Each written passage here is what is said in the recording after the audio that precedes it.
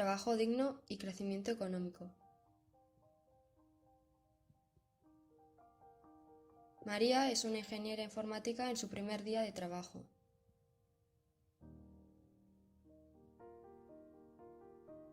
Las previsiones de su sector laboral le sonríen.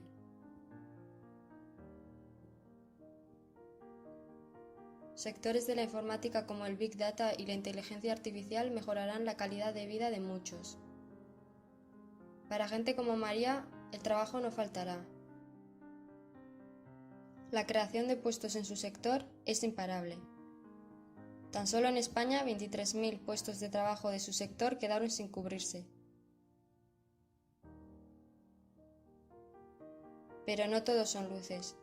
La desigualdad ensobrecerá parcialmente ese futuro. Aunque las mujeres suponen el 55% del alumnado de estudios superiores, en el grado de ingeniería informática solo representan un 12,9% de las matrículas. Además, la brecha salarial y el techo de cristal limitará sus posibilidades. Hasta un 14% de mujeres cobran menos por serlo. En los altos cargos de compañías, la mujer brilla por su ausencia. ¿Hasta cuándo existirán estas desigualdades?